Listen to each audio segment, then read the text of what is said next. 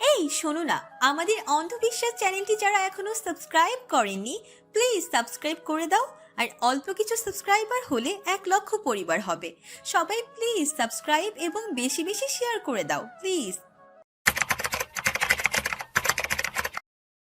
দৃষ্টির উত্তাপ শব্দটার সঙ্গে মেহজাবিন পরিচিত হয়েছে নিঃসন্তের বুলেট চেরা চোখের মাধ্যমে। যখনই গভীর পর্যবেক্ষণী দৃষ্টিতে তাকায় সর্বাঙ্গে একটা উত্তাপ অনুভব করে সে, ঠিক যেমনটা এখন করছে। লুমকুপে অদ্ভুত আড়ষ্টতা জেঁকে বসেছে। সে ভেবে পায় না কেন এই লোকটাকে নিয়ে একটু শান্তিতে পরনিন্দা করা যায় না। যতবারই মনের সুখে কিংবা দুঃখে কাজটা করতে গেছে ধরা খেয়ে গেছে। কেন কেন কেন মনে মনে নিয়তির কাছে করুণ সুরে আর্তনাদ করল। নিঃশান্ত এগিয়ে এলো স্লথ পায়ে, এক ভ্রু উঁচিয়ে প্রশ্নবাণ ছুড়ল। কি যেন বলছিলে? আমি মনস্টারের হেডকোয়ার্টার। মেজাবিন সাময়িক হতচেতন ভাব সামনে নিল দক্ষভাবে, দমে গেল না মোটেও। আয়নার দিকে চেয়ে চুলে তেল মালিশ করতে করতে বলল, শুনছেন যখন আবার জিজ্ঞেস করছেন কেন? আমায় অপমান, সাহস তো কম না? মৃদু গর্জন করলো নিঃশান্ত। মেজাবিনের ভাষায় যা মেশিন গানের ব্রাশ ফায়ারের মতো কণ্ঠস্বর। মেজাবিন সঙ্গে সঙ্গে আঙুল উঁচিয়ে বলে উঠল, খবরদার, আমি আপনার অধন্তন নই। আমার সঙ্গে নিচু গলায় কথা বলবেন। ফিস ফিস করে বলি, কাছে এসো। জাদরেল হাসিটা ঠোঁটে আঁকল নিঃশান্ত। মেজাবিন থতমত খেয়ে গেল। একটু সুস্থ হতেই শুরু হয়ে গেছে লোকটার শেয়ানাগিরি। মেজাবিন গম্ভীর হয়ে বলল, ভোরে কি বলেছিলাম মনে আছে? শর্ত দিয়ে দাও, শোনার জন্যই বেঁচে আছি। মেজাবিন খাটে বসলো দুই পা তুলে। নিঃশান্তকে ইশারা করলো নিকটে এসে বসতে। নিঃশান্ত ধীর পায়ে এসে বসলো। মেয়েটির ভাবভঙ্গির নকল গাম্ভীর্য দেখে মনে মনে হাসি পাচ্ছে তার। মেজাবিন তর্জনী তুলে বলল, শর্ত নাম্বার 1, আমার ওপর চেঁচানো ধমকানো যাবে না। যদি তুমি দোষ না করো, দোষ না করলে শাসন করতে হবে। নেক্সট। স্বামীর অধিকারে স্পর্শ করার জন্য কোনো প্রকার জোর জবরদস্তি করা যাবে না। এতটা স্ফলিত ভেবো না আমায়। তোমার অনুমতি ছাড়া এক পাও এগোবো না। আর যদি নিজ থেকে প্রলুব্ধ করো, তখন কিন্তু ছাড়বো না। মেজাবিন আড়ষ্টতায় চোখ সরিয়ে ঠোঁট ভাঙালো। কোনো সাধ্য নেই আমার। নিঃশান্ত মিটিমিটি হেসে উঠল। দেখা যাবে। নেক্সট। আমার স্বাধীনতায় হস্তক্ষেপ করা যাবে না। সেই স্বাধীনতা যদি শালীন, রুচিশীল ও নিরাপদ হয় তবে। নেক্সট। এবার আসল কথাটা বলল জাবিন। আমাদের মাঝে গোপনীয়তা রাখা যাবে না। আশেপাশে আগে পিছে কিছু ঘটলে তা আমার থেকে লুকানো যাবে না। না আপনার প্রফেশনাল লাইফের গোপনীয়তা আমি জানতে চাইবো না, কিন্তু ব্যক্তি জীবনের কিছু আমার থেকে আড়াল করা যাবে না। করতে চাই না তো। আমার ওয়াইফের অধিকার থাকবে আমার সমস্ত কিছু জানার। তবে ছোট্ট একটা সীমাবদ্ধতা আছে। কি? কৌতূহলী ভ্রুকুঞ্চন হলো জাবিনের। নিঃশব্দ চতুর হেসে বলল, বউ দূরে দূরে থাকলে তার কাছে নিজেকে প্রকাশ করতে সংশয় থাকবে আমার। মনে হবে পর মানুষ। কাছে কাছে থেকে যদি ভরসার জায়গাটা দখল করে নেয়, আমি নিজেকে খোলা বইয়ের মতো মেলে ধরবো তার সামনে। উফ, আপনি আমার প্রতিটা শর্তে একটা করে লেজুর জুড়ছেন কেন? শর্তের দুর্বলতা চিহ্নিত করছি। তোমার পরিবার আমাকে জামাতা হিসেবে নির্বাচন করার অন্যতম কারণ আমি যেন তোমার সুরক্ষা নিশ্চিত করতে পারি। তুমি আমার স্ত্রী, আমার দায়িত্ব। সেই দায়িত্বে কোনো প্রকার হেলাফেলা করতে চাই না। বাকি সব মেনে নিলাম। অবশেষে সেই মহেন্দ্র খন উপস্থিত, যার জন্য গতকাল থেকে শুভার অনু পরমাণুতে উজানের ঢল বইছে। মুখের বাঁ পাশের দেহ ঘড়িটা ডিপ ডিপ করে জানান দিচ্ছে সেই ক্ষণ নিঃশ্বাসের নিকটে। শুভ্র কুয়াশার খামে ভেসে আসা শিউলির ঘ্রাণে মিশে আছে পুরুষালী দেহের গুরুগম্ভীর সুবাস। শুভা চোখ বুজে বুক ভরে শ্বাস নিল। দেখতে পেল সৈন্যরূপী মেঘেদের পেছনে ছুটিয়ে বিজন পথ ধরে এক পঙ্খিরাজ ঘোড়া ছুটে আসছে। ঘোড়ার উপরে বসে আছে এক রাজকুমার। তাকে দেখলেই মিষ্টি লোভী মনটা সরস চিত্তে বলে ওঠে মতিচুর। কিন্তু বাস্তবে সেটা আসলে পঙ্খিরাজ ঘোড়া নয়, একটা সাইকেল। সাইকেলে চেপে আছে দিলশান। সে রাজকুমার হোক কিংবা সাধারণ ডাক্তার, স্বপ্নে আসুক কিংবা বাস্তবে, শুভা এক শব্দেই তাকে ব্যাখ্যা করবে। সে এক লোভনীয় মতিচুর।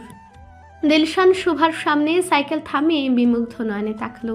শুভা আজ সাদা রঙের হাঁটু স্পর্শী একটি গাউন পরেছে, সঙ্গে সাদা প্যান্ট। কাঁধ বেয়ে ইঞ্চি কয়েক নিচে ঝুলে যাওয়া চুলগুলো ছেড়ে রাখা, কানের একপাশে বিড়ালের মুখাকৃতি আঁকা ক্লিপ এঁটে রাখা। দমকা হাওয়ার মতোই ছুটে চলা কিশোরীকে আজ বসন্তের দক্ষিণা বাতাসের মতো স্নিগ্ধ লাগছে। দিলশানের সাইকেলের সামনে বড় একটা বাস্কেট অ্যাটাচ করা, তাতে আটসাট করে বসে আছে টফি। নিজের গায়ের সঙ্গে শুভার পোশাকের রং মিলে যাওয়ায় বোধহয় সে বেশ খুশি হয়েছে। শুভাকে উদ্দেশ্য করে উল্লাসের সঙ্গে চিৎকার দিল সে। দিলশান টফির মাথায় হাত বুলিয়ে প্যাডেল ঘোরালো, শুভাকে উদ্দেশ্য করে বলল, হোয়াইট চকলেট ফলো মি। স্বচ্ছ কাচের দৃষ্টিতে আবদ্ধ সুললিত চোখজোড়া নিভৃতে একটি নতুন শুরুর তাগিদ জানালো শুভাকে। কিন্তু শুভা ক্ষেপে গেল, নাক ফুলে তাচ্ছিল্য করে বলল, থাকা পড়েনি ফলো করতে। আমাকে পেছনে ঘোরানোর খুব শখ না? হোয়াইট চকলেট বলে ভুল করছি, বলা উচিত ছিল নাগামরিচ। আমি তো এলাকায় ছাড়ার জন্য আমার সাইকেলটাকে তোমার সাইকেল দিয়ে ফলো করতে বললাম, নতুবা কে কখন কোন দিকে দিয়ে রটনা ছড়াবে। এরপর তো তোমার বিয়ে হবে না। দিলশান হাসতে হাসতে এগিয়ে গেল। শুভা ভেংচি কেটে নিজের সাইকেলটা বের করে দিলশানের পিছু নিল। কুয়াশার পাতলা আবরণ ভেদ করে দুটো সাইকেল নিরাপদ দূরত্ব রেখে রেখে এগোচ্ছে। দিলশানের সাইকেলে চেপে থাকা আরেকটি প্রাণ জিভ বের করে সকালের সতেজ হাওয়া খাচ্ছে। বোধহয় এক্সারসাইজ করতে হচ্ছে না বলে সেও ভীষণ খুশি। কিছু দূর এগিয়ে দিলশানের সাইকেল স্থির হলো একটি সাদা জবা গাছের সামনে। পিছু ফিরে দেখলো শুভা নাগালের মধ্যে। দিলশান একটা ফুল ছিঁড়ে নিয়ে আবারও চলতে শুরু করলো। পথের শেষ হলো সেই উদ্যানটার সামনে, যেখানে দুদিন আগে মেয়েটির সঙ্গে বসেছিল সে। শুভার সাইকেল ব্রেক করলো দিলশানের পাশে। দিলশান স্মিত হেসে ওর কানে শুভ্র জবা গুজে দিয়ে বলল, সূচনায় ফুল থাকা বঞ্চনীয়। শুভা ড্যাব ড্যাব করে দিলশানকে অবলোকন করছে। কালো টি শার্ট ও প্যান্ট পরিহিত গোরো ত্বকের পুরুষটিকে সে কিসের সঙ্গে তুলনা করবে? সোনালি রোদ্দুর নাকি মাখনের মতিচুর? আরে বাহ, পুরুষটির জন্য উপমা খুঁজতে গিয়ে নতুন রেসিপি পাওয়া গেল তো। ইংলিশ আন্টিকে বলতে হবে মাখনের মতিচুর বানাতে, তখন নিশ্চয়ই এই রূপটাকে ব্যাখ্যা করা যাবে। সে দিলশানের কথার বিপরীতে গম্ভীর সুরে বলল, তো কিসের সূচনা? একটা উপন্যাসের।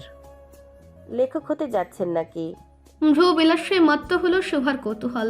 দিলশান শ্রাগের সঙ্গে বলল, এত স্পর্ধা করি না, লেখকের কলমে চরিত্রের পরিণতি দেওয়ার ক্ষমতা থাকে, আমার সে ক্ষমতা নেই। বরং হতে পারি কল্পনা, যে জীবনের গল্পটাকে সুন্দর করে বলার চেষ্টা করবে। ওরা সাইকেল থেকে নেমে হাঁটতে শুরু করেছে। টফি ওদের মাঝখানে। শুভা তেরসা সুরে বলল, আপনি বোধহয় লেখাপড়া আর ক্যারিয়ার বিষয়ক মোটিভেশনাল বই ভালো লিখতে পারবেন। ওখানেই আপনি সফল। জীবনের গল্প বলার মতো ইন্টারেস্টিং কিছু নেই। যার জীবনে একটা শোভা আছে, তার জীবনে ইন্টারেস্টিং আর কিছু প্রয়োজন আছে কি না? এক শোভা ব্যাখ্যা করতে গিয়ে জীবনের আয়ু ফুরাবে, কলমের কালি ফুরাবে, তবুও তার কথা শেষ করা যাবে না। সে কথাতেও শুভার চেহারায় তুষ্টতা দেখা গেল না, যেন আজ সে ভাই বারবোর্ডের হ্যাড। দিলশানের আচরণের সামান্যতম ভুল পেলে নেগেটিভ মার্কিং করবে। শুভা মেহগনি গাছের নিচে এসে হাঁটা থামিয়ে দিল, মুখে দুই হাত গুজে বলল, জীবনের উপন্যাসে গভীরতা প্রয়োজন পড়ে। শোভাকে গভীরভাবে ভেবেছেন কখনো? যদি শোভার অনুমতি থাকে, তাকে গম্ভীরভাবে দেখতে চাই, ভাবতে চাই, উপলব্ধি করতে চাই। যদি অনুমতি না থাকে? কিছু জিনিস চিরন্তন, সে তীরে এসে আছড়ে পড়ার জলের স্রোত। শোভাকে আমার তীরেই আসতে হবে। স্রোতের ধাক্কা সইবার ক্ষমতা আছে? গোটা স্রোত স্নিগ্ধতাই ধারণা ইচ্ছায় পুষি। শুভা পলকহীন চেয়ে আছে দিলশানের আত্মবিশ্বাসী চোখে। দিলশান মেয়েটির ঘেমে ওঠা কপাল, ঘাড়, থুতনি দেখে বলল, অনেকক্ষণ হাঁটলাম, গলা শুকিয়ে নিশ্চয়ই এসে গলা ভেজাবে। উদ্যান সংলগ্ন একটি ছোট্ট জুস কর্নার আছে, যেটা সাধারণত দুপুরের পর খোলা থাকে। আজ নিয়মের ব্যত্যয় ঘটেছে, সকালেই সেটি খোলা। দোকানে ওদের দেখে বিস্তর হাসি ফুটে তাকালো। শুভার বসতে বাকি রইল না, কাজটি কার। নিলশন চেয়ার টেনে শুভাকে বসতে ইশারা করলো, এরপর নিজেও মুখোমুখি বসলো। অর্ডার দেওয়া হলো শুভার পছন্দের বেদানার জুস। ছোট্ট করে সিপ নিয়ে শুভা বলল, আপনার কাছে ভালোবাসা মানে কি? শুভা যেমন আজ শান্ত, তেমনি দিলশানও আজ অকপট। সে প্রত্যুত্তর করলো, ভালোবাসা কি, কেমন, কিভাবে আসে এত সংজ্ঞা জানা নেই আমার। অনুভূতিকে অভিধাবন প্রকাশ করতে পারা সক্ষম নই। আসলে চোখের ডাক্তার হৃদয় নিয়ে খুব বেশি ভাবার অবকাশ পায় না। শুধু এইটুকু বলতে পারি, মায়ের পরেই তুমি একমাত্র নারী যে আমার ওপর প্রভাব বিস্তার করেছ। আমি তোমার ওপর কখনোই সেভাবে বিরক্ত হইনি, কারণ আমি তোমার আচরণগুলো উপভোগ করেছি। শুরুতে ছেলে মানুষই ভেবেছি, এরপরে তো শখের ওপর শখ, আর সেই রাত। হয়েছে হয়েছে, অত বিশদ ব্যাখ্যা চাইনি। দিলশান প্রসঙ্গ এড়ালো না, মিটমিট করে হাসতে হাসতে বলল, আমার ঠোঁটের ইজ্জত কেড়ে নিয়ে এখন সাধু বাবা সাজা হচ্ছে। আবার? শুভা বিব্রত ভাব লুকানোর জায়গা খুঁজে পাচ্ছে না। দিলশান তবু নির্দয়ের মতো একই প্রসঙ্গ টানলো। ওয়েল, ব্যাপারটা কিন্তু একতরফাও অসমাপ্ত। ডাকাত রানী অন্য অবস্থায় সমাপ্ত করতে পারেনি। তখনই বুঝেছি নারী সুলভ লজ্জা একবারে বিলুপ্তি হয়নি তার। মনস্টার বিশাল থাবার ফাঁক করে কিছু লজ্জা প্রমাণ নিয়ে টিকে আছে। কিন্তু আমার পরিপাটি পুরুষ জীবনে কোনো কাজ সমাপ্ত নেই। এই কাজটাও একদিন সুচার রূপ সমাপ্ত করব। অবশ্যই ডাকাতের মতো নয়, বীরের মতো। নারী সুলভ লজ্জা যে শোভাকে একেবারে ত্যাগ করেনি, তার প্রমাণস্বরূপ ওর মুখশ্রীর জন্মস্তরে চেরি ফুল ফুটল। সে আধ খাওয়া গ্লাসটা ফেলে চেয়ার ছেড়ে উঠে পড়ল। আবারও উদ্যানের ইট বিছানো সরল রাস্তা ধরে হাঁটতে লাগলো। দিলশান টফের গলার বেল্ট ধরে তার পেছু নিল। পাশাপাশি হাঁটতে হাঁটতে একসময় দিলশানের কনিষ্ঠ আঙ্গুল আঁকড়ে ধরল শুভার কনিষ্ঠাম। বলল, এবার একটু সিরিয়াসলি কথা বলি। বলুন, আজ আপনিই বলবেন, আমি শুধু শুনবো। দেখো, আমি এত আবেগক্রান্ত প্রেমিক নই। একটি অতি ব্যস্ত পেশায় নিয়োজিত মানুষ। প্রেম করার নামে তোমার সঙ্গে ঘন্টার পর ঘন্টা ফোনে কথা বলতে পারবো না।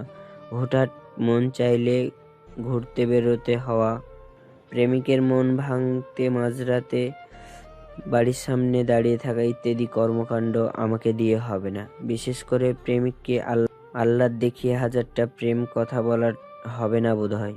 প্রত্যেকের আচরণে কিছু সীমাবদ্ধতা আছে, আর আমি কেমন জানি তুমি ভালো করেই জানো। সেইভাবে অ্যাকসেপ্ট করতে হবে। অবশ্য শোভা চাইলে এইসব অসম্ভব হয়তো কোনোদিন সম্ভব হবে আমার দ্বারা। শুভা কোনো উত্তর দিল না। দিলশান আবার বলল, আমার কাছে সময় হলো সকাল ও সন্ধ্যা, মাঝে তবে ব্যস্ততা কম থাকলে দুপুরটাও। সন্ধ্যাটা আমার পরিবারের জন্য রাখি, বিশেষ করে আমার মায়ের জন্য বরাদ্দ রাখি।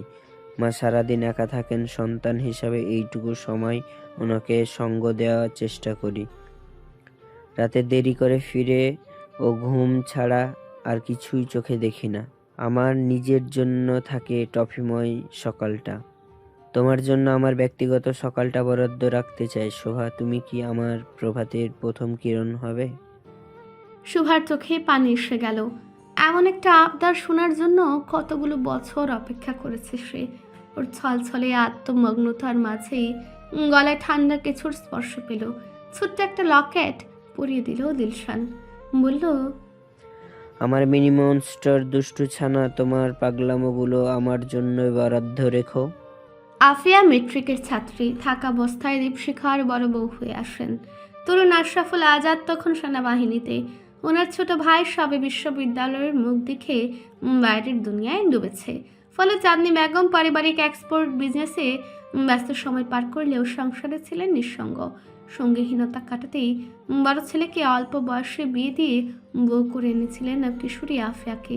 তাকে কন্যার সম আদরের কাছে রাখতেন, পড়াশোনা করতে উৎসাহ দিতেন। কিশোরীর অবশ্য পড়াশোনায় বিশেষ মন ছিল না। তিনি পুরো দস্তার সংসারী নারী। ঘর কন্যা ও ছুটিতে অল্প দিনের জন্য আসা স্বামীর প্রতি তার ধ্যান জ্ঞান।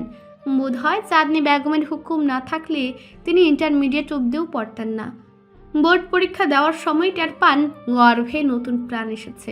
ব্যাস, পড়াশোনার সেখানে ইতি। পরপর 2 ছেলে, যার 2 মেয়েতে ভরে গেল শূন্য বাড়ি। ছোট যা শিরিন উচ্চশিক্ষিত সুন্দরী গুণী নারী।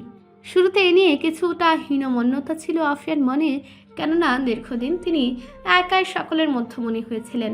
নতুন বউরূপে ও যোগ্যতায় ওনার চেয়ে বেশি বলে মনে এক ধরনের অস্বস্তি হতো। কোনোদিন যদি শাশুড়ি 2 বউকে তুলনা করে খোঁটা দেয়, শিরিন যদি তুচ্ছ তাচ্ছিল্য করে বসে, ভয়টা মনে চেপে রাখতেন তিনি, আটঘাট বাঁধতেন সংসারের উপর। অন্যদিকে শিরিনের মনেও ভয় ছিল স্বামী হারা 2 সন্তানকে নিয়ে যায়ের সঙ্গে মানিয়ে চলতে পারবেন কিনা।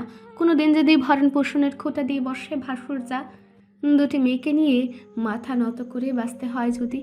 দুজনের 2 রকমের হীনমন্যতা ও আশঙ্কায় শিরিন বেছে নিলেন আয়ের পথ, আর আফিয়া ধরলেন সংসারের রাশ।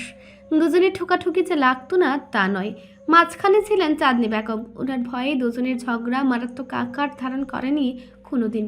তাছাড়া শাম ছোট থেকেই বুঝদার মেয়ে, মায়ের কষ্ট বুঝতো বলেই ওনার অবর্তমানে সে কখনোই কাউকেই জ্বালাতন করতো না। নিজেদের কাজগুলো কমিয়ে রাখতে চেষ্টা করতো, যেন বড় মা বিরক্ত না হন। কেউ যেন মায়ের অদায়িত্বশীলতাকে কটাক্ষ করতে না পারে, সে নিয়ে মেয়েটা ছোট থেকেই সচেতন ছিল। কিন্তু শুভা বরাবরই উড়নচণ্ডী। নিজের দুষ্টুমি তো ছিল, সঙ্গে বোনের ভাগের দুষ্টুমিও একাই করে সারত। ছোটবেলা থেকে কুকুর বিড়াল প্রীতি তুঙ্গে ছিল ওর। রাস্তা থেকে হুটহাট কোনো নোংরা ময়লা লাগা বিড়াল কিংবা কুকুরের বাচ্চা ধরে নিয়ে এসে বায়না করতো বাড়িতে পুষবে। আফিয়ার মারাত্মক সূচে বায়ু ছিল। বাড়ির কোথাও সামান্য ময়লা দেখলেই ওনার মেজাজ খারাপ হয়ে যায়। সারাদিন ধোয়া মোছা করেন, সেখানে কুকুর বিড়াল পালনের কথা ভাবতে পারেন না। শুভাও অবুঝ আবদার ছাড়ে না। বাধ্য হয়ে আফিয়া শিরিনের কাছে নালিশ দিতেন। এই একটা কারণে শুভা মায়ের কাছে অগণিত মার খেয়েছে। বড় হতে হতে অবশ্য বুঝতেও পেরেছে, একটা বাড়িতে থাকতে গেলে একরোখাভাবে নিজের স্বাচ্ছন্দ্যের কথা না ভেবে সকলের সুবিধা অসুবিধার খেয়াল রাখতে হয়। নিজের শখ পূরণ করতে গিয়ে অন্যের ঝামেলা বাড়ানো অনুচিত। সেখানে আফিয়া হলেন সংসারকে যত্নে রাখা নারী। এরপর সারা এলাকার কুকুর বিড়ালের সঙ্গে সম্ভাব থাকলেও বাড়িতে আর পোষা হয়নি। তাতে আহামরি ক্ষতি হয়ে যায়নি। অনাথ 2টি মেয়েকে আফিয়াও তো চোখের সামনে বড় হতে দেখলেন। কখনো সখনো চোখ গরম যেমন করেছেন, বিরক্তি ছেড়েছেন, তেমনই ভালোবাসা দিতেও কার্পণ্য করেননি। নিজের হাতে কত শতবার রান্না করে দিয়েছেন শুভার কুকুর বিড়ালের জন্য। সময়ের পরিক্রমায় 2 জায়ের হীনমন্যতায় মুছে গেছে। আফিয়ার সূচিবায়ু রোগও নিয়ন্ত্রণে আছে, কিন্তু নিয়মগুলো অভ্যাসে, আচরণে, মননে এখনও বিরাজমান। মেজাবিন শ্বশুর বাড়ি আসার 6 দিনের মাথায় শাশুড়ির রান্নাঘরে উকি দিল, কিংবা দিতে বাধ্য হলো। সকালে বাড়িতে ফোনে কথা হয়েছে। তানি খালা কান্নাকাটি করে বলেছে, মিহা মামুনি, তুমি গেছকা পরে ঘরে তোমার ভাইয়ের বউ লইয়া বিদেশ গেছে গা। এই বাড়িতে আহনের পরে তোমগরে ছাড়া এতদিন একলা থাকি নাই। এত রাত আমার পরাণ পুড়ে গো তোমগো লাগিয়া।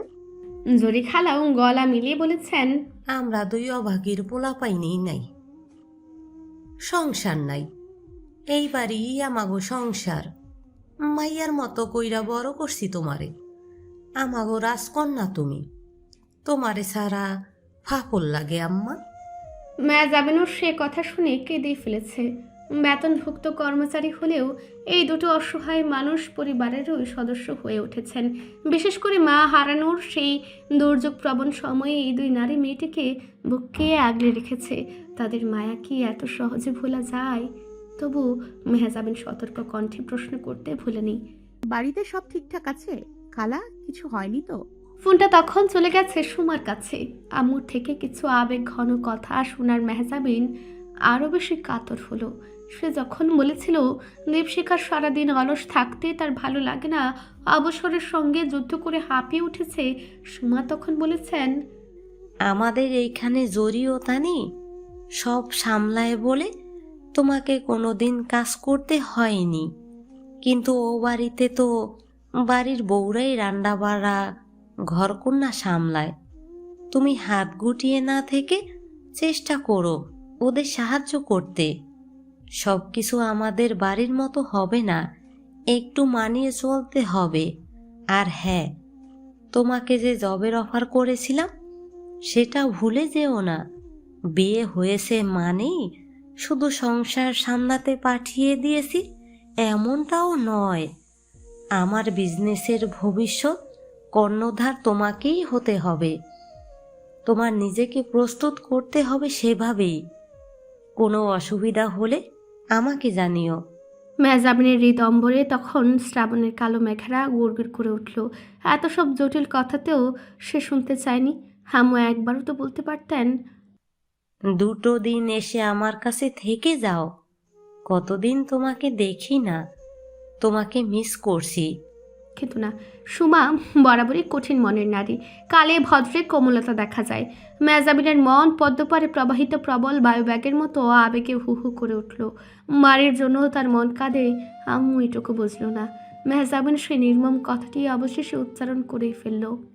আজ আমার মা বেঁচে থাকলে সবার আগে আমার মনের দিকটা ভাবতো।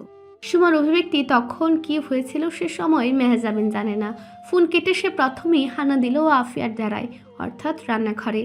আফিয়ার 2 জন পরিচারিকা আছে, তারাই সর্বকর্মে সাহায্যকারী ও ফরমায়েশ বহনকারী। আফিয়া তাদের নিয়ে বাড়ির সকলের চাহিদা অনুযায়ী আলাদা আলাদা নাস্তা তৈরি করছিলেন। মেহজাবিনকে দেখে বললেন, খিদে পেয়েছে তোমার? রান্না করব। কি রান্না করবে? আফিয়া ভ্রু কুচকান। মেহজাবিন বলল, না মানে আপনার যদি কোনো সাহায্য লাগে। প্রয়োজন নেই, তার চেয়ে তুমি গিয়ে দেখো নিশান্তের কিছু লাগবে কিনা। মায়ের চিন্তা ছেলেকে ঘিরে, এটাই স্বাভাবিক। তা দেখে আরও একবার মন খারাপ হলো ওর। দৃঢ় গলায় বলল, আমি কিছু করতে চাই আন্টি। আফিয়া ওকে বাধা দিতে গিয়েও কি ভেবে আর দিলেন না। বললেন, তোমার তো অভ্যাস নেই, হালকা কিছু করো। সবার জন্য চা বানাও আজ। নিশান্ত সকালে চা খায় না, ওর প্রোটিন ড্রিঙ্কটা বানিয়ে দাও। মেহজাবিন তখনই মনে মনে ঠিক করলো নিশান্তকে আজ চাই খাওয়াবে, উইথ এক্সট্রা অ্যাডেড সুগার। চায়ের প্রথম কাপটা অনন্তের হস্তগত হলো। সে চায়ের কাপ হাতে নিয়েই বলল, নারী যতই করো না কেন, বোড়াই তোমাকে মাজতে হবে রান্নাঘরে কড়াই। এতদিনে লাইনে এসেছিস, তাহলে যা খুশি মনে দোয়া দিলাম, আমি শর্ত ফাঁসের চাচা হব। এই খুশিতে আমিও দোয়া দিলাম, তুই চিরকুমার থেকে ভাস্তিগুলোকে পেলে পুষে বড় করবি। বেঈমান 2 বান্ধবী নিজেদের পার্টনার খুঁজে নিয়ে এখন আমার অনুষ্ঠান চাওয়া হচ্ছে। এতদিন আশেপাশে যেই এসেছে সেই আমাকে রেখে ভাইয়ার উপর কাজ করেছে। এখন ভাইয়া বিবাহিত, অথচ মায়া নাই। শিলা কি জানুয়ারিও ফাঁকি দিয়ে উড়ে গেল? আমি অভাগা, যেদিকে যাই সেদিকেই মরুভূমি। মেহজাবিন ফিক করে হেসে দিল। সেই হাসিতে খেপে গেল অনন্ত। আমার কান্না রেখে তোর হাসি পাচ্ছে? তুই কি মনে মনে কাঁদছিস?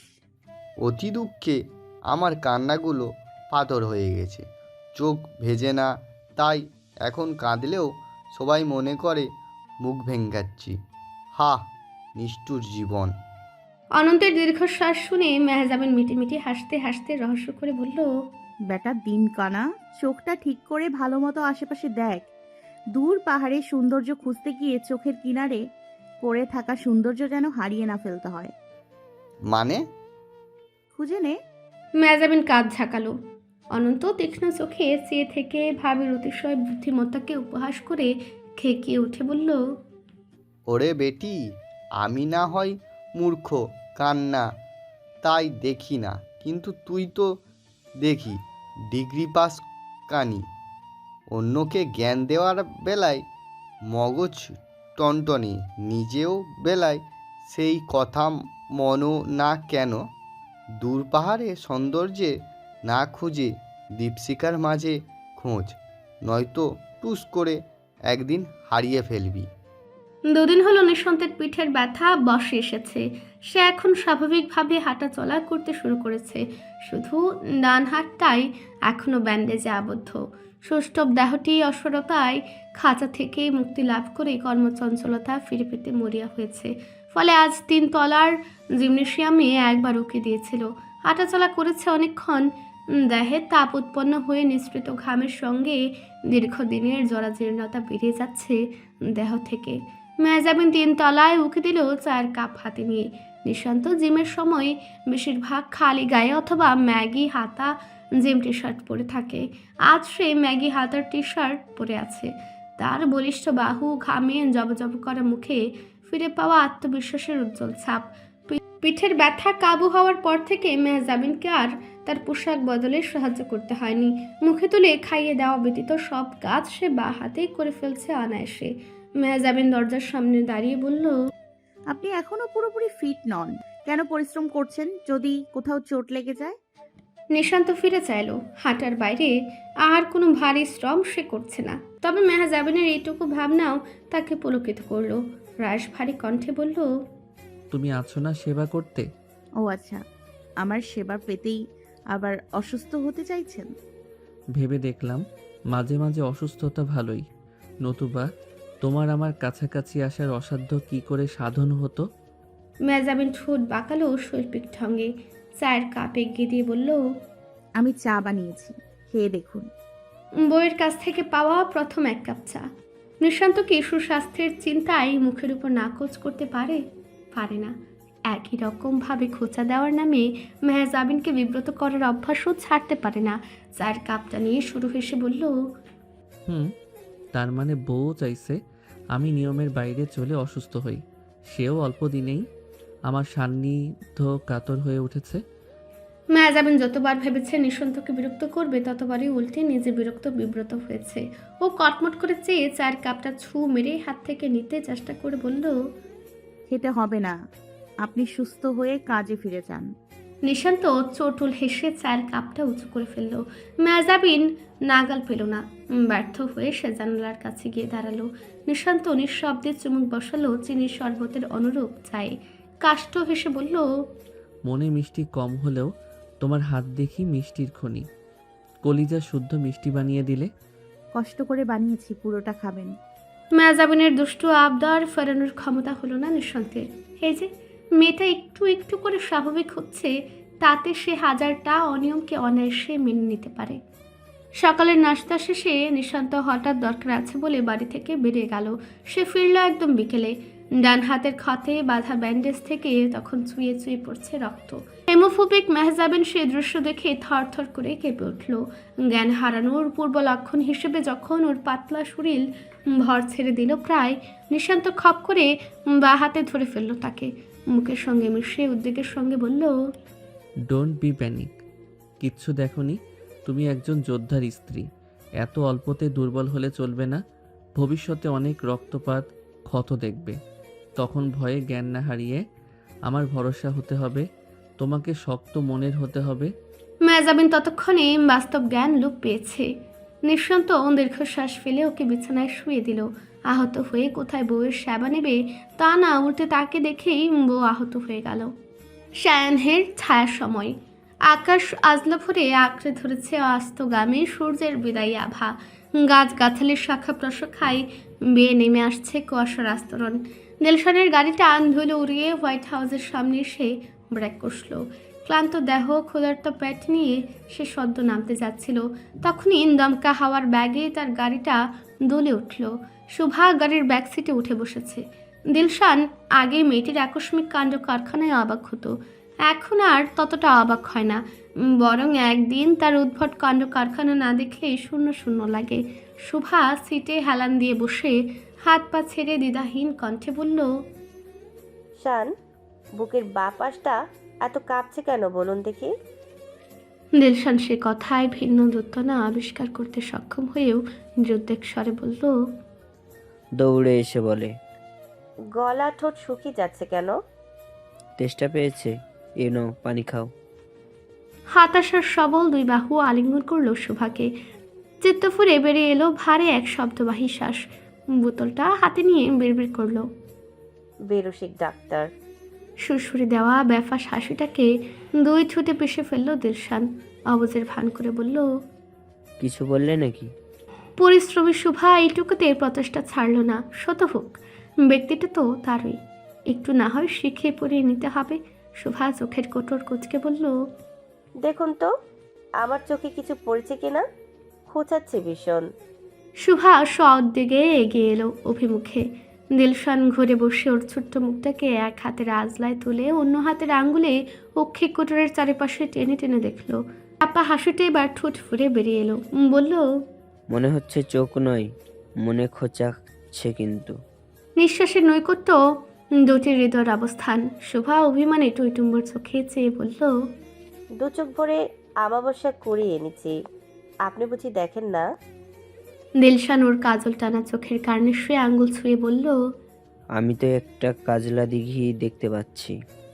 দিঘির জলে কার ছায়া দেখা যায়? একটি মায়া ভরা চাঁদের। চারটা বড্ড বেরসিক, জোছনা বিলাতে জানে না।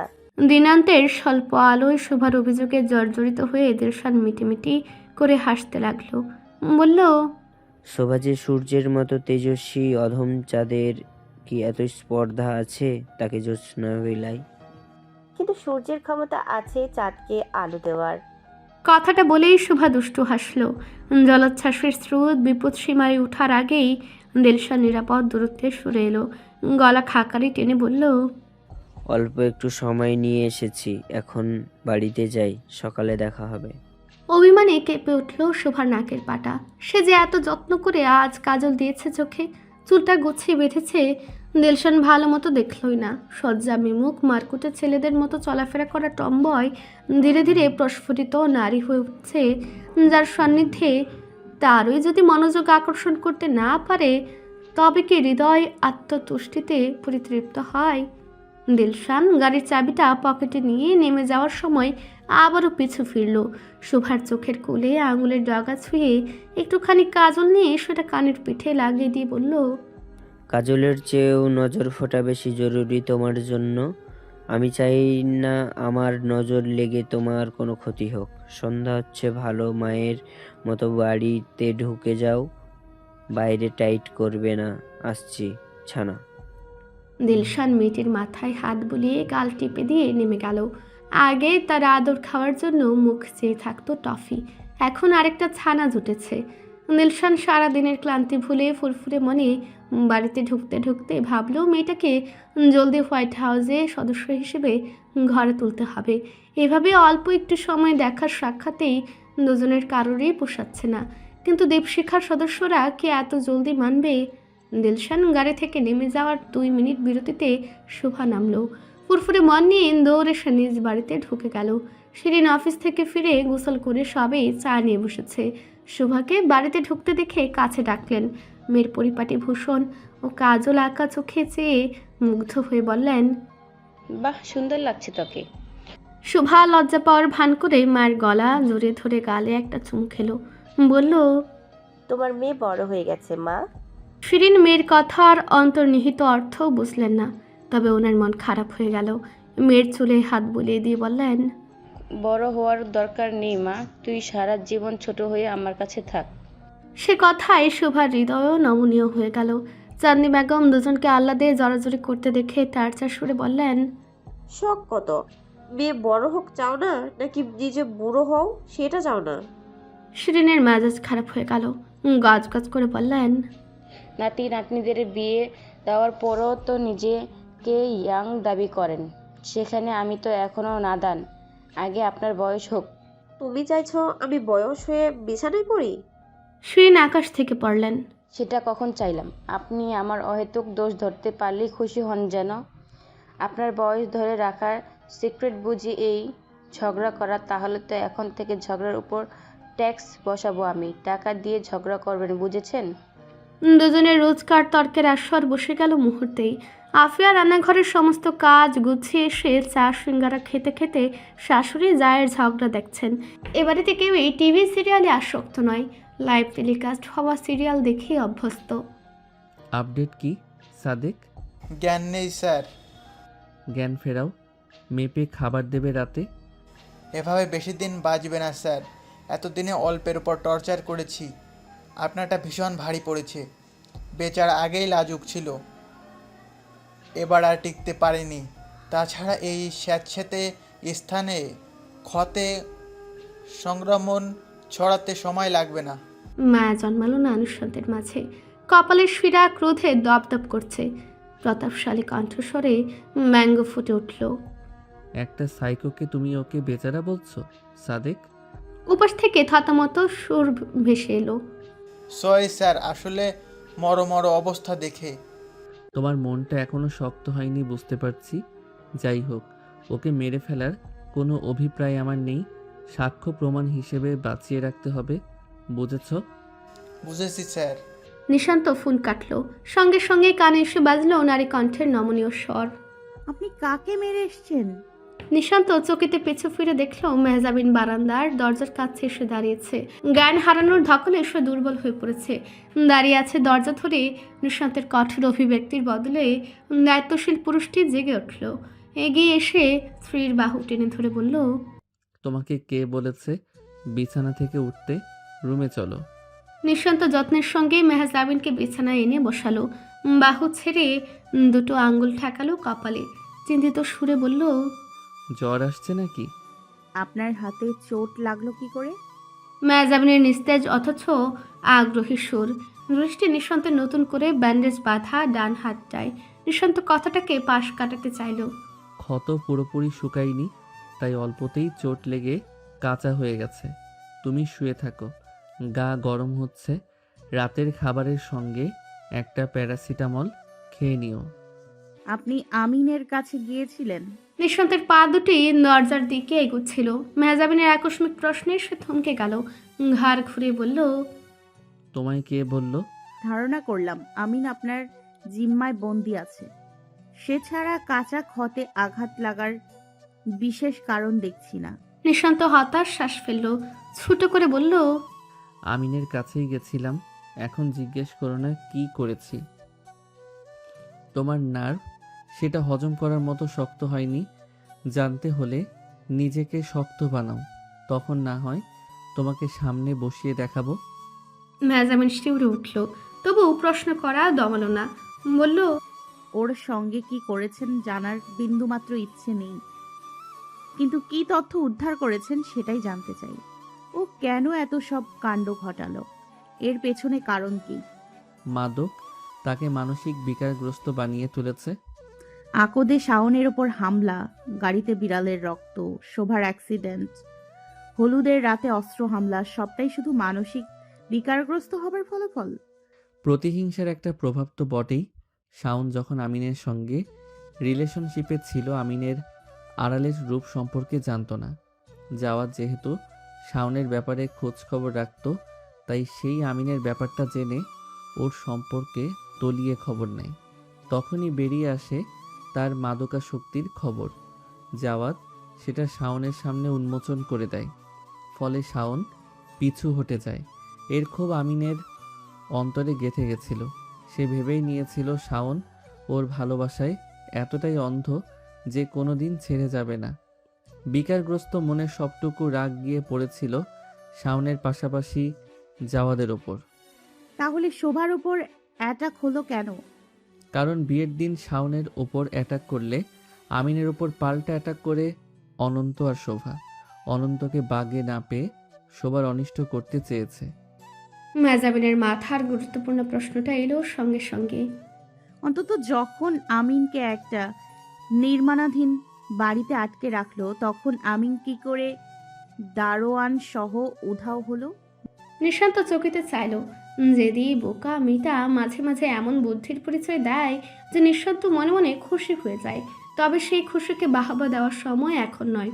ছোট করে বলল, এখানেই প্লট টুইস্ট। মানে? আগে সুস্থ হও, আমরা রাতভর আলোচনা করব কেমন? আমার হাতে ব্যথা করছে। আজ তো বউ অসুস্থ। নিচে গিয়ে মাকে বলি কিছু খাইয়ে দিতে, এরপর মেডিসিন নিতে হবে। নিশান্ত মেহজাবিনের আগ্রহ তুঙ্গে তুলে প্রস্থান করলো। রাতে সত্যি সত্যি জ্বর এলো মেহজাবিনের। অনায়াসে কাবু করে ফেললো চেতনাকে। নিশান্ত ঘুমের ঘুরে ওর বিড়বিড় করা জ্বরের প্রলাপ শুনে জেগে উঠল। কপালে হাত ঠেকিয়ে বুঝলো তাপমাত্রা বেশ ভালোই উঠেছে। রুমের বাতি জ্বালিয়ে মেহজাবিনের পাশে বসলো সে। মুখের কাছে ঝুঁকে এসে প্রলাপের শব্দগুলো শোনার চেষ্টা করলো। মা, আমি কোনোদিন আইসক্রিম খেতে চাইবো না, কোনোদিন দুষ্টুমি করব না। তুমি ফিরে এসো মা, আমার তোমাকে ছাড়া ঘুমোতে ভয় করে। নিঃশান্ত ব্যথিত হলো। সেই অতীতেই আটকে আছে মেয়েটির আতঙ্ক। স্কুল ছুটির পর জাফরিনার কাছে আইসক্রিম খাবার বায়না ধরেছিল ছোট্ট মিহা। মেয়ের আবদার পূরণ করতে তাকে গাড়িতে রেখে তিনি একাই নেমেছিলেন আইসক্রিম কিনতে। কিন্তু রাস্তা পারাপারের সময় আচমকাই বিকট এক শব্দ হলো। ফিরে তাকাতে মিহা তার মাকে আবিষ্কার করলো রাস্তার পাশে রক্তাক্ত অবস্থায় পড়ে আছে। সেই ছিল মিহার মনে মায়ের শেষ স্মৃতি। আজও সেই স্মৃতি তাড়া করে বেড়াতো মিহাকে। নিশান্ত ভাবলো তাপ কমাতে মাথায় পানি দেওয়া উচিত। মেহজাবিনের কপালে হাত রেখে আলতো করে ডাকলো সে।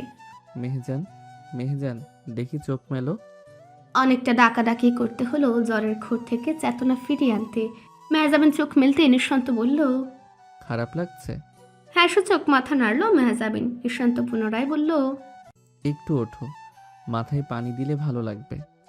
এক হাতে অসুস্থ নারীকে আঁকড়ে ধরে বাথরুমে নিয়ে যাওয়া আশা করতে নিঃশান্তের ঘাম ছুটে গেল। মাথা ধুয়ে এনে বিছানায় বসিয়ে মাথা মুছেও দিল সে। মেহজাবিন তখন সংজ্ঞাহীনের মতোই ওর প্যাটেই মাথা ঠেকিয়ে রেখেছিল বিধায় নিঃশান্তের শার্ট ভিজে গেছে। মেহজাবিনকে শুয়ে দিয়ে সে সরে যেতে চাইলে মেহজাবিন হাত আঁকড়ে ধরল, বলল, সরবেন না, আমার কাছে থাকুন। চেতনা আয়ত্ত থাকলে এই কাজটা করতে মেয়েটির মাঝে কুণ্ঠার প্রাবল্য থাকতো বই কি। নিঃশান্ত গোমরা মুখে বলল, কথাটা হুঁশে থেকে বলতে ভীষণ খুশি হতাম। বলছি তো কাছে আসুন, আমার শীত করছে। মেহজাবিনের দেহের তাপে জর্জরিত হয়ে নিঃশান্ত মনে মনে প্রমোদ গুনল। ওর মুখের উপর ঝুঁকে এসে বলল, শর্তের মাঝে এটা তো বলনি। বেহুশ অবস্থায় নিচ থেকে কাছে টানলে কি করব? আমি ভদ্রলোক বলে তুমি এভাবে আমার ধৈর্যের পরীক্ষা নেবে? মেহজাবিন মাথা যন্ত্রণায় কপাল কুঁচকে আছে। নিঃশান্তের কথাগুলোর মর্মার্থ সে অনুধাবন করতে পারল না। আবদারের সুরে বলল, আমার মাথায় হাত বুলিয়ে দিন সেদিনের মতো। সেদিন ভালো লেগেছিল? হ্যাঁ। নিঃশান্ত হতাশ শ্বাস ফেলে ওর গায়ে কম্বল ছড়িয়ে দিল। গায়ের ভেজার শার্টটা খুলে ফেলে নিজেও ঠাঁই নিল অভ্যন্তরে। মেহজাবিন গুটিয়ে ওর দেহের কাছে চলে এলো। নিঃশান্ত ওর মাথায় হাত বুলিয়ে দিতে দিতে শুনল মেহজাবিন বলছে, আপনি একটা বদ জঙ্গলি, আপনার সঙ্গে আমি থাকবো না। একদিন ঠিক ফাঁকি দিয়ে চলে যাব। বুকের উপর পেয়েও জঙ্গলিপনা না দেখিয়ে সেবা দিচ্ছি, আর তুমি আমার মতো নিরীহ স্বামীকে জঙ্গলির তকমা দাও? আপনি খালি ধমক দেন আর চাপিয়ে দেন। I hate this. তুমি যে নাদান তাই দেখে শুনে শাসনে রাখতে হয়। জেদ ভুলে ভদ্র মেয়ে হয়ে যাও, আমিও কিচ্ছু বলবো না। মেহজাবিন সে কথায় রেগে একটি অদ্ভুত কাণ্ড করে বসলো। নিঃশান্তের বুকে দাঁত বসিয়ে দিল। নিঃশান্ত ব্যথা ভুলে বিস্ময়ে তাকিয়ে রইল। শরীরে প্রবাহিত হলো শীতল এক শিহরণ। মেহজাবিনের গাল চেপে ধরে গাঢ় সুরে বলল, মেহজান, এভাবে কাছে এসো না, আমি এতটাও ভদ্রলোক নই। ভোরে ঘুম ভেঙে মেহজাবিন নিজেকে আবিষ্কার করলো নিঃশান্তের গা ঘেঁষে। বিদ্যুৎ স্পৃষ্ট হয়ে ছিটকে পড়া মানুষের মতোই বিছানা দুলিয়ে সরে গেল সে। নিঃশান্তের ঘুম ভেঙে গেল তাতে। উঠে বসে মেহজাবিনের কপালে হাত রাখলো। শেষ রাতে ঘাম দিয়ে জ্বর সেরে গেছে ওর। বলল, সেরে উঠেছ, গোসল করে নাও, ঝরঝরে লাগবে। গত রাতের কথা বিস্ফোরণ হওয়ায় মেহজাবিন এমনিতেই হয়তো বিহব্বল অবস্থায় ছিল। নিঃশান্তের দিকে তাকাতেই চোখে পড়ল খোলা বুকে বসানো দাঁতের দাগ। আটকে উঠে বলল, গোসল কেন করব? সে প্রশ্নে নিঃশান্ত ভ্রু কুচকে চাইল। মেহজাবিনের ভীত মুখশ্রী দেখে তার ঠোঁটে জাদুরাল হাসিটা আমদানি হলো। ক্রমান্বয়ে মেহজাবিনের মুখশ্রীতে আশঙ্কা, উদ্বেগ, উৎকণ্ঠা রপ্তানি করে সে মিটিমিটি হাসতে হাসতে পাশ ফিরে শুয়ে পড়ল। এই মেহা, কতদিন পর কোথায় গায়েব হয়ে গেছিলে? মেহজাবিনের আইডিতে রুদ্রস্নাতা তরতাজা অ্যানা হার্কনেসের ছবিটা পোস্ট হওয়ার 10 মিনিটের মাথায় ইনবক্সে মেসেজটা ঢুকলো। তারও 5 মিনিট বাদে সে রিপ্লাই দিল, ইদানিং সোশ্যাল মিডিয়ায় খুব একটা আশা হয় না। রিপ্লাই এলো মিনিট গড়াতেই। কেন? তুমি তো আগে রেগুলার আর্টওয়ার্কের ভিডিও ফটো শেয়ার করতে, ভালো লাগতো আমার। এখন আর দেখতে পাই না। মন ভালো না থাকলে পছন্দের কাজেও আগ্রহ হারিয়ে যায়। মন খারাপ কেন? ফিয়ন্সে আছে এখন? তার সঙ্গে ঝামেলা হয়েছে? মেসেজটা সিন হলেও আর রিপ্লাই এলো না। ব্যক্তিটি 5 মিনিট বাদে আবারও মেসেজ করলো, সরি, পার্সোনাল ম্যাটার নিয়ে কথা বলে ফেললাম বোধহয়। এবার রিপ্লাই করলো সে, তেমন কিছু না, আসলে এ ব্যাপারে কথা বলতে ইচ্ছেই করে না। ও, আই ফিল ইট। জোর করে চাপিয়ে দেওয়া রিলেশনশিপ মানুষের মাঝে অনেক পরিবর্তন আনে। ফলাফল দেখো, তুমি তোমার প্রতিভার উপর থেকে আগ্রহ হারিয়ে ফেলেছো। হয়তো তাই। বি এক্সপ্রেসিভ মেহা, নিজেকে গুটিয়ে রেখো না, দুঃখ বাড়বে, ডিপ্রেশন পড়বে। তার চেয়ে মনের কথা প্রকাশ করো, বাইরে ঘোরাঘুরি করো। এখনই তো সময় নিজের মতো লাইফটাকে গুছিয়ে নেওয়ার। একটা মাত্র জীবনকে হেলায় হারিও না। আর যে কোনো দরকারে আমি অবশ্যই তোমার পাশে আছি। আপনি কেন পাশে থাকবেন? আগেও বলেছি, আমি প্রতিবার কদর করতে জানি। তোমার মতো একজন ডিজাইনার হারিয়ে গেলে আমাদের পোশাক শিল্পরই ক্ষতি, যে আমি চাই না। সেই হিসেবে তো আমি আপনার প্রতিদ্বন্দ্বীও হতে পারি তখন। লেডিস ফার্স্ট, আমি সবসময় মেনে চলি। সুন্দরী নারী প্রতিদ্বন্দ্বী হলে লাল গালিচা পেতে তাকে বিশ্বজয়ে এগিয়ে যেতে সাহায্য করব। সকলে জানা উচিত বাংলার নারীদের গুণ সম্পর্কে। নারীদের নিয়ে আপনার এমন ভাবনায় খুশি হলাম। সব পুরুষরা তো নারীদের কদর করতে জানে না। থ্যাংক ইউ, আপনার সঙ্গে কথা বলে ভালো লাগলো ভীষণ। My pleasure Meha. তোমার ইচ্ছে হলেই আমাকে নক করতে পারো, দেখা করতে পারো, ভালো টাইম স্পেন্ড করতে পারো, আমারও ভালো লাগবে। সে জবাব দিল তৎক্ষণাৎ। শিওর, মনে হচ্ছে আপনার সঙ্গ আমারও ভালো লাগবে।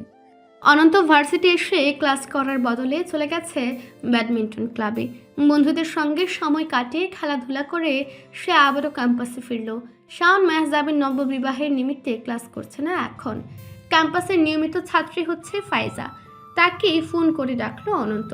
ক্যান্টিনে বসে কোল্ড ড্রিঙ্কে চুমুক দিয়ে দেখলো ফাইজা মুখ ভার করে এগিয়ে আসছে। পরনে সর্ষে ফুলের ছাপের একটি কুর্তি, গলায় পেঁচিয়ে রাখা স্কার্ফ। অনন্তের মুখোমুখি চেয়ার টেনে ধপ করে বসে কাঁধের ব্যাগটি নামিয়ে রাখল সে। অনন্তকে তীক্ষ্ণ চোখে তাকিয়ে থাকতে দেখে বলল, এভাবে কি দেখছিস রে? চোখে সর্ষে ফুল দেখছি। ফাজলামি করতে দেখেছিস? তুই কি ভেবেছিস জ্ঞানগর্ব আলোচনা করতে ডেকেছি? মিস ফাইজাতুন নেসা। ফাইজা অত্যন্ত বিরক্ত হলো নিজের নামের বিকৃতি শুনে। দাঁত কিরমির করে বলল, আমার সুন্দর নামটাকে চটকাবি না অন্তত, চোয়ালের সব কটা দাঁত ভেঙে দেব, গুছে যাবে পাচালপনা।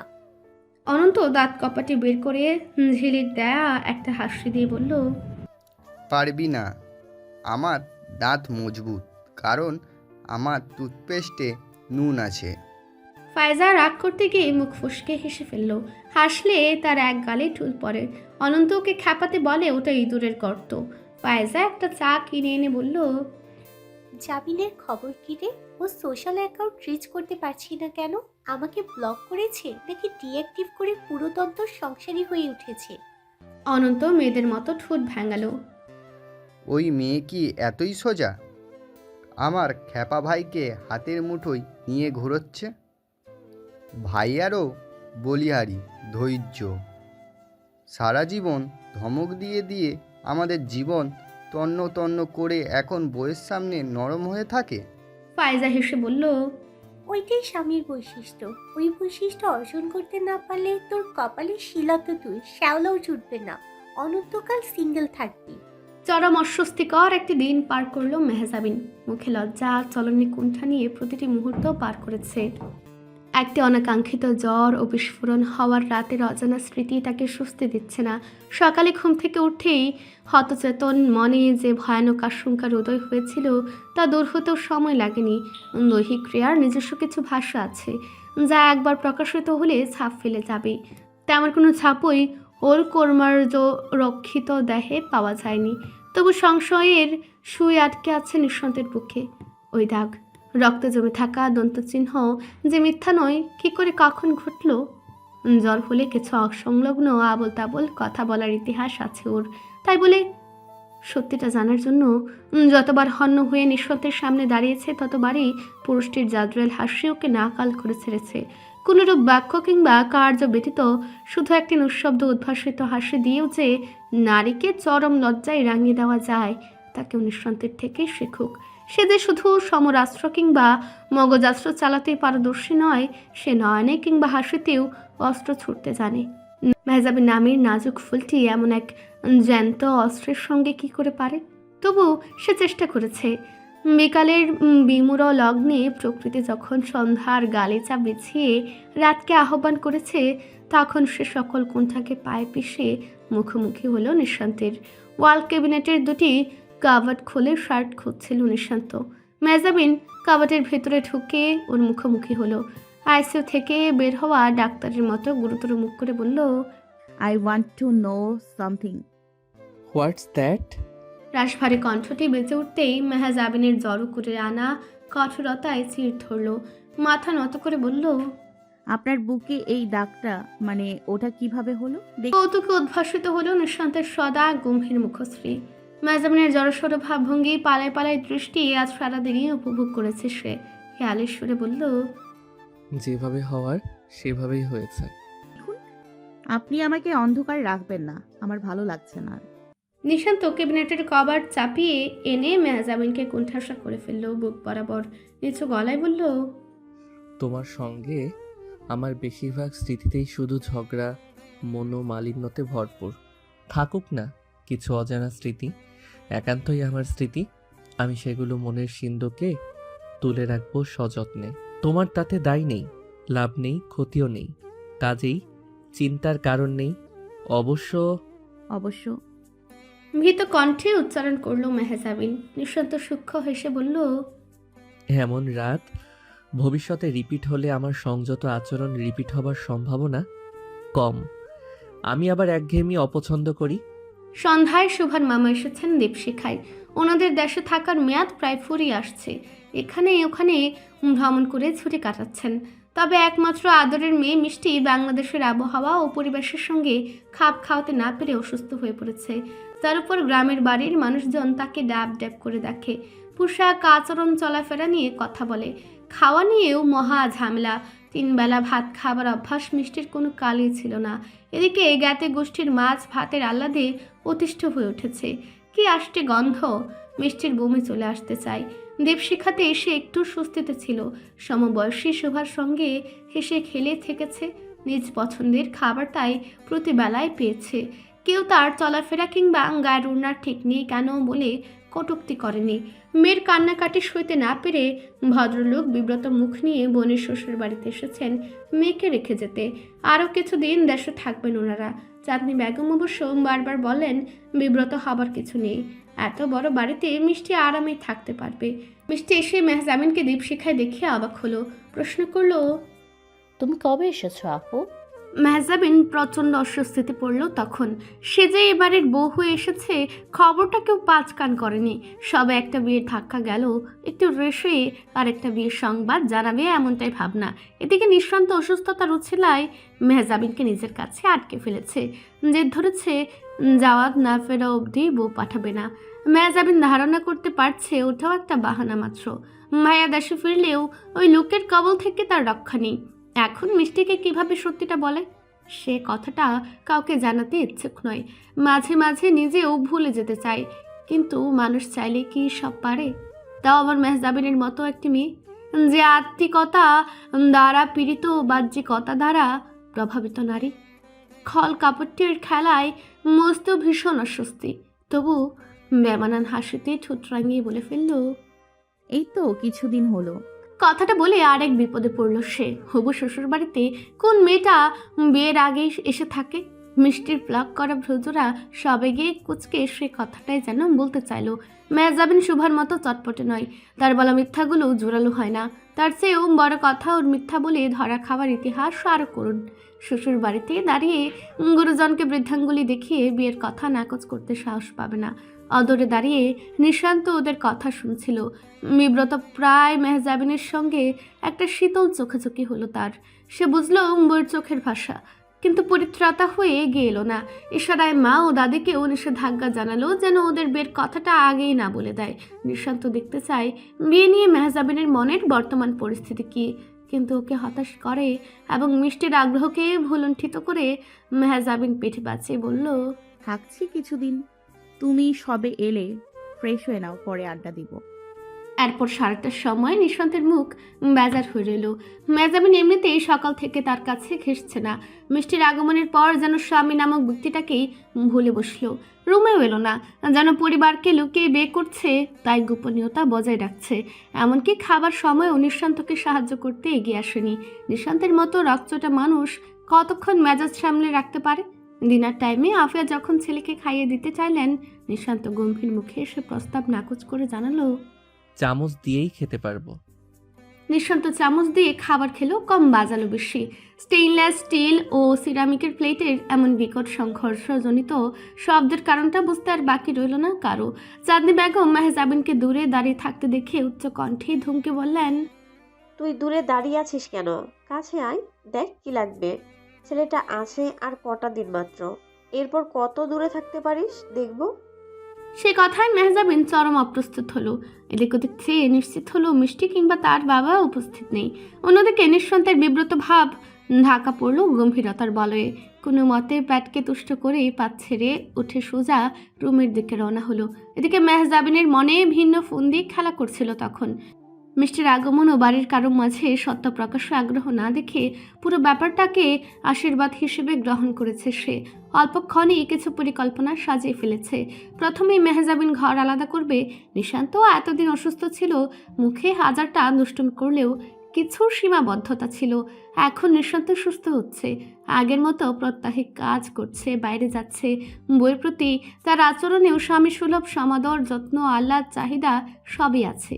তার সঙ্গে এক ঘরে থাকা বিপদ বই আর কি। যতই শর্তের বেরি থাকুক, রিপো দ্বারা ভুল হতে কতক্ষণ। গত রাতে জ্বরের ঘুরে হওয়া ও অযাচিত নৈকট্যের অস্বস্তি তো এখনও কাটেনি।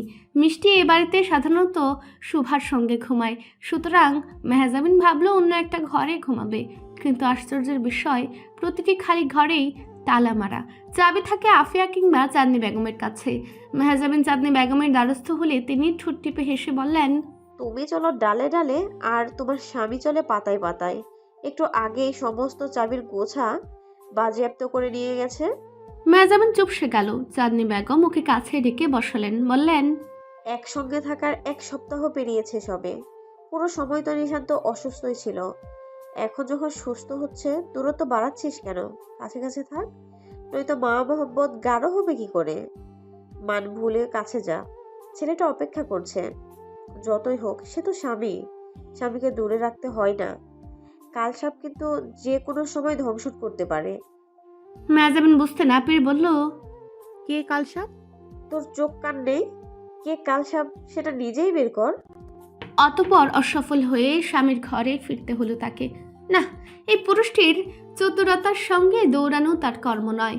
ঘরে ঢুকেই মেহজাবিন দেখল নিঃশান্ত সে আগের খটোমটো অবতারে বসে ল্যাপটপে কাজ করছে। বা হাতেও যে এত দক্ষ ও দ্রুততার সঙ্গে সে টাইপ করতে পারে মেহজাবিন আগে দেখেনি। ওর উপস্থিতি টের পেয়ে বান্দা চোখ তুলল। তার ছেলের সঙ্গে বলল, কি শোয়ার জায়গা পেলে না?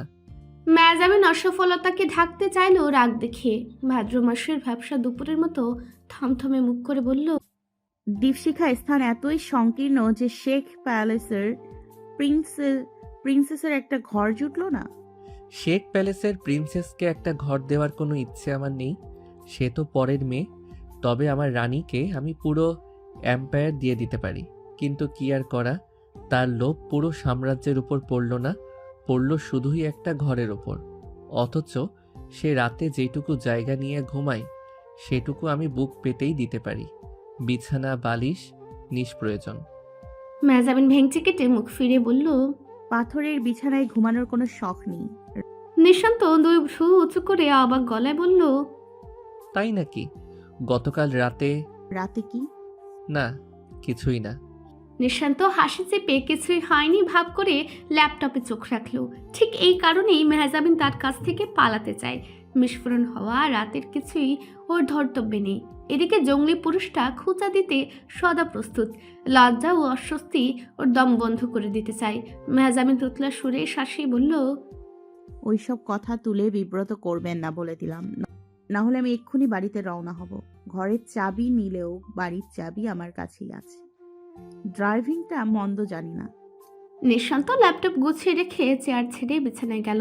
বলল, চেষ্টা করে দেখো না, মেইন ডোরের চাবিও আমার কাছে, আমি ছাড়া তোমার কোনো গন্তব্য নেই। মেজাবিন খুবই পা দিয়ে মেঝেতে একটা লাথি কষালো, এরপর ধরম করে দরজা আটকে সে পুরো খাটের কল কবজা নাড়িয়ে শুয়ে পড়ল। নিশান্ত পাশে শুয়ে কাছ থেকে মেলি সুবাসটা নাকে টানলো, হাত বাড়িয়ে মেজাবিনের চুল নিয়ে নড়াচড়া করতে করতে বলল, এত রাগ করলে হয়? মাথাটা একটু ঠান্ডা করো। নিজে খোঁচাখুচি করে এরপর বলবেন মাথা ঠান্ডা করতে? বাহ! সুযোগটা তুমিই তো দাও। এই যে কি সুন্দর করে দুজনের পাশাপাশি শুয়ে আছি, কথা বলছি, খুব কি ক্ষতি হয়ে গেল এতে? যেন কত দিনের মধুর দাম্পত্য। হবে ইনশাআল্লাহ। আপাতত আমার মাইন্ড ফ্রেশনার হয়েই থাকো। ধরম করে দরজা দেওয়ার শব্দটা মিষ্টি শুনল। নিজ চোখে দেখলেও মেজাবিন আপু নিঃশান্ত ভাইয়ার ঘরে ঢুকে দরজা আটকে দিয়েছে। কি সর্বনাশ! বিয়ে না হতে ওরা এক ঘরে কি করছে, তাও আবার রাতের বেলা? মিষ্টি ঊর্ধ্বশ্বাসে ছুটল শুভার কাছে। শুভা বিছানায় শুয়ে পা দোলাতে দোলাতে দিলশানকে টেক্সট করছিল। এমন সময় মিষ্টি তার গায়ের উপর হামলে পড়ে বলল, নিয়মিত ভালোবাসার গল্প শুনতে এবং পড়তে আমাদের অন্ধবিশ্বাস চ্যানেলটি সাবস্ক্রাইব করে পাশে থাকা বেল আইকনটি ক্লিক করুন। ধন্যবাদ সবাইকে।